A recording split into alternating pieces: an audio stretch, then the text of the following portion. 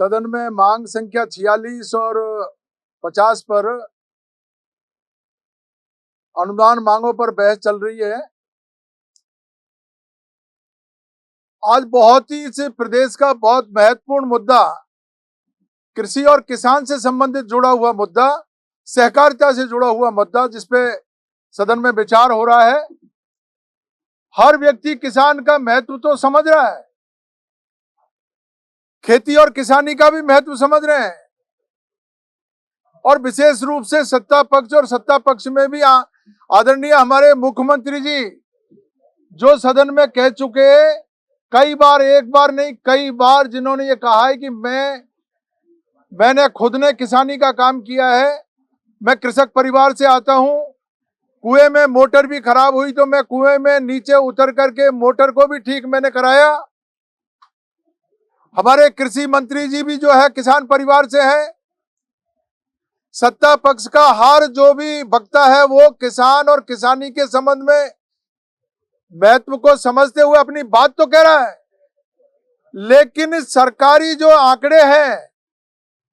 सरकार की जो नीतियां हैं, वो जो किसान के पक्ष में होनी चाहिए, किसानी के पक्ष में होनी चाहिए, इस बजट को पढ़ने के बाद में वो किसान और किसानी के हित में उन नीतियों को हम नहीं ढूंढ पा रहे। आज इन्होंने बजट का हर जो छोटा हिस्सा है उस हिस्से में सब में धीरे धीरे उसमें कटौती करने का काम इन्होंने किया है। और सबसे बड़ी हैरत की बात तो तब हुई जब खाद से संबंधित मामला सदन में उठा, और खाद की पूर्ति के समय जब किसान राजस्थान का दुकानों के चक्कर लगा रहा था, 1-1 किलोमीटर 2-2 किलोमीटर की लाइनें लगी हुई थी, उस समय राजस्थान की खाद की दुकानों से खाद गायब था। यूरिया और डीएपी लोग ढूंढते रह गए, कालाबाजारी हो रही थी सरेआम, 1-1 2-2 किलोमीटर तक लाइन लगी हुई थी। और कृषि मंत्री जी ने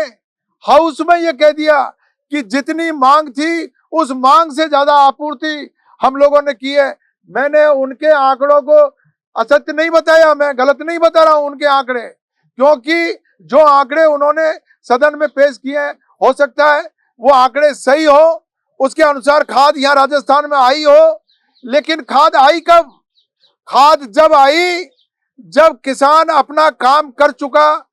जब उसको जरूरत थी यूरिया की उस समय यूरिया नहीं मिला, जब उसको जरूरत थी डीएपी की जब डीएपी नहीं मिला,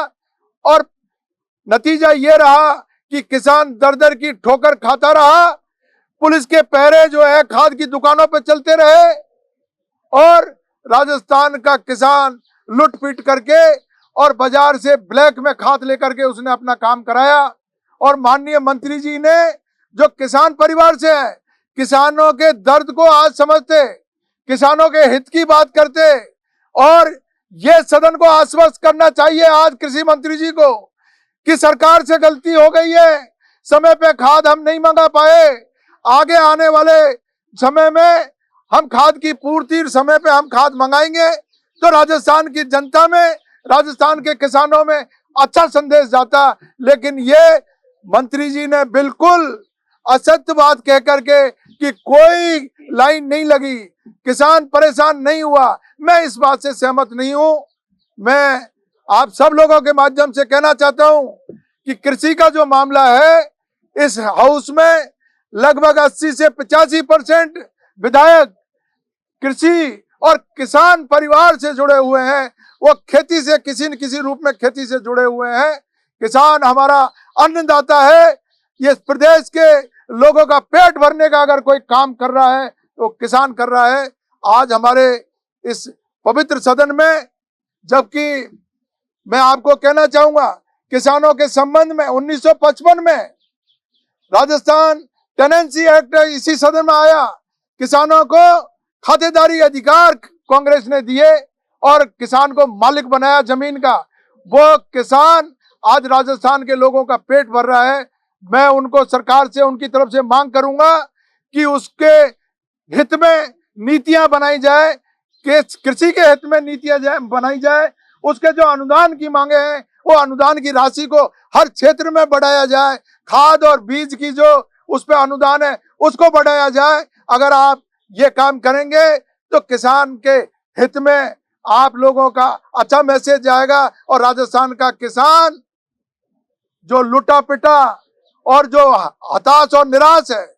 वो पूरी तरीके से आज इस सरकार से निराश हो चुका है। उसमें आशा की किरण सरकार को जगानी चाहिए।